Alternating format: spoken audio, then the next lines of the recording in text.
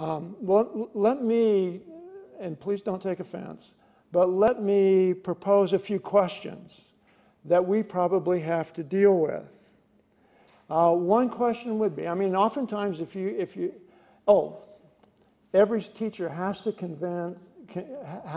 confess his or her biases. We are all human beings, we all have worldviews, and we must confess our biases. And people in science and engineering, those places that are supposed to be so objective, those are the people that have to confess their biases even more. We all have biases. And you can tell biases by the words that people choose and what they say. Let me just propose a question. Do you think that the National Institute of Health would approve an experiment where the University of Utah was going to release 7 billion tons of carbon dioxide into the atmosphere annually for 40 years to see if we could melt polar ice, to see if we could change the climate, to see if we could raise sea level, and to see if we could disrupt international agriculture? Well, no, that would never be approved because it would be too dangerous. It would be, just think of the human subject issues. And yet we have an economy that lets us do that, and we all take great pride in sharing in the spoils of that experiment. Don't take offense, please. Everyone at this university has a conflict of interest because your retirement is tied up in TIA-CREF, which is based on compound interest. It's called usury. It used to be a sin, please don't take offense, until all of the churches figured out how to use it. And usury works okay when the world is large, the population is small, and our tools are modest. But these are different times. These are different times. And the impacts of our activities are important. And not all of the solutions are going to be engineered solutions. There are going to have to be some sort of restraint. I worry about renewable energy and people discounting it off the wall for not being able to meet baseload and peak demand, as if baseload and peak demand were something sacred.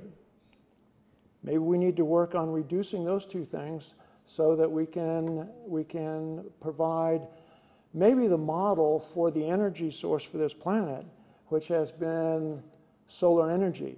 Why do we call, another question that would challenge students, I think, why do we call solar energy renewable? It's not renewable. It's perpetual. Now, now is that the kind of semantic and accurate transformation that would make that sort of approach to meeting our legitimate energy needs more appropriate? Another question. Did Darwin really say survival of the fittest? No, he did not. Herbert W. Spencer said that in an attempt to justify capitalism, patriarchy, and competition. I'm a wildlife biologist.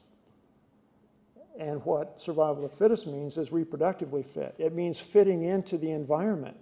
It means fitting in, establishing relationships. I'm an ecologist. Ecology is a subversive science. Ecology is the science of the relationships between organisms and their environment. Everything that human beings do is ecological because it is your reaction and interaction with the environment, whether it's social, whether it's physical, which is normally the case, whether it's psychological, the environment in your head, whether it's physiological, the fact that you're all getting really hungry and saying, why didn't that guy sit down? Ecology is subversive in our worldview because our worldview emphasizes the individual and the importance of the individual. And anybody can be president, for instance, and anybody has been. Ecology is relationships. For a student to internalize that takes a great deal of pressure off of a student because they don't have to be president right now. It's more important that they establish relationships. Let me give you an example, and then I'll ask 2 or 3 more questions and sit down. The relationship that I have with my wife, I believe, is greater than either of us could have been by ourselves. Now, I don't know how my wife feels about that, but that's how I feel about it. In other words, out of the relationship, what goes on between us, there are things that emerge that couldn't have emerged without us interacting. The relationship that I have with classes, or have had with classes, that relationship is greater than either of us could have been by ourselves. That's how I feel about it, by what I have been able to gain from that relationship. As we explore these very difficult questions that call into question some of the very basic tenets of how we operate in the United States of America. Now, these are different times. Back, I'd say the world first went to hell 10,000 years ago when those big-headed grasses domesticated us in the Middle East. The next time was on the day I was born in 1945, when we had to redirect all of that industrial might into an assault on agriculture and everything else. So we need to critically examine some of these things. Could Jesus be admitted to an American MBA program? Don't answer that question. Okay? I mean, these are questions that students ask me.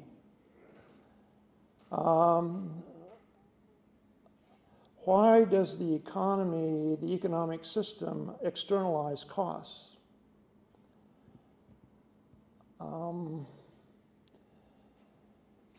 What would the status be with illegal immigrants if all 535 members of the U.S. Congress were Native Americans?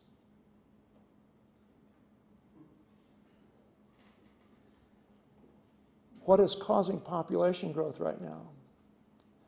It's not that everyone's more fertile. It's not that the birth rate is higher than ever before.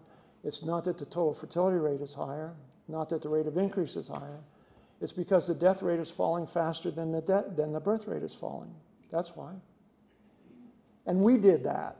99% of this population increase, that is the challenge of another 200,000 people tomorrow, is caused by us. It's caused by us sharing the technology that we have, because everything in our culture tells us to do that. It's the golden rule, it's the Boy Scout law, it's all of these things, and we should do that. But here's where we just disappear. We must accept some of the complicated responsibility for having intervened. These are the real challenges that students are going to have to face in the future. These are because we live on one planet.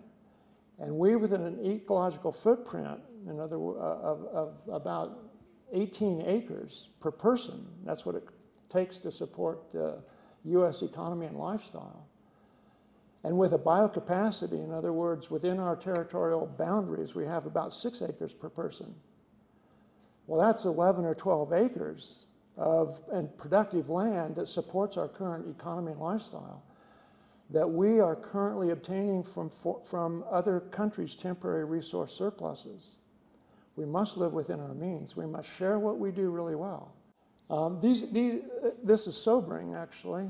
But if the university is not going to be the moral voice of our community and deal with these things head on, we are just going to be complicit in creating for our children a mean and uncertain future. Tough stuff. I heard today several times people talking about holism, keeping things whole. That's what ecology does. Ecology does that. Ecology is subversive, but it's liberating.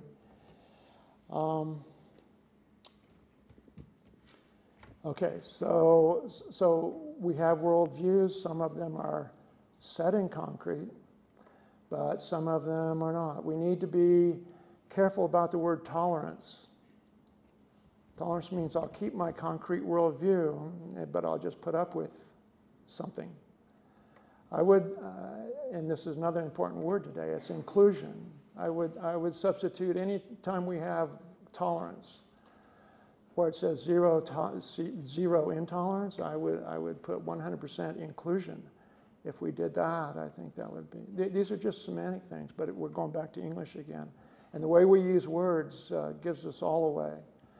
I'm going to stop. A handyman friend of mine said there are two kinds of concrete. Concrete that's cracked and concrete that's about to crack. Thanks.